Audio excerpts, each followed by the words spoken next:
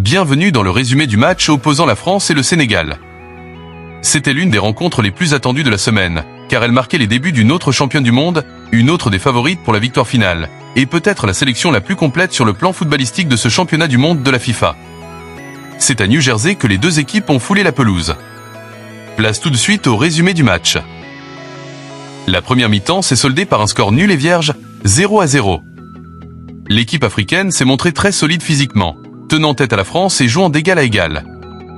Incroyablement, la France n'a pas cadré une seule frappe durant les 45 premières minutes, tandis que le Sénégal s'est procuré 2 occasions franches de but. La plus dangereuse a été ce tir qui a heurté le poteau avant de rebondir sur le gardien pour, par miracle pour les Français, finir en corner. En seconde période, la France est revenue avec de bien meilleures intentions qu'en première mi-temps pour tenter de faire la différence. On a pu voir cette action de Sané sur Mbappé où un pénalty a été réclamé. Le suspense a duré quelques minutes car l'action était confuse pour l'arbitre, mais après consultation de la VAR, il a conclu qu'il n'y avait pas pénalty et le jeu a repris. C'est à la 66e minute qu'est survenu le premier but de la rencontre. Une passe décisive d'une autre classe, d'une autre catégorie, signée Michael Olise pour Mbappé, qui, d'une simple touche, loge le ballon dans le petit filet opposé du gardien.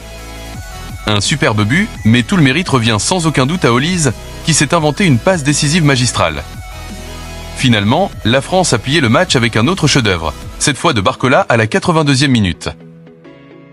Rabiot délivre lui aussi une passe décisive lumineuse et le joueur français glisse le ballon d'une pointe au-dessus du gardien pour inscrire le deuxième but. La France, avec plus de caractère que de beau jeu, s'est imposée face à la sélection africaine et empoche 3 points précieux pour ses débuts dans ce grand rendez-vous mondialiste de 2026. Le Sénégal a réduit l'écart à la 95e minute, 90+5. Grâce à un but d'Ibrahima Ndiaye, mais ce que Mbappé nous réservait pour aujourd'hui était un véritable chef-d'œuvre digne du prix Puskás. À peine une minute plus tard, à la 96e, le joyau du Real Madrid inscrit ce but stratosphérique de longue distance. Un but à regarder en boucle. Un but pour faire tomber les marques, pour marquer l'histoire, pour battre des records.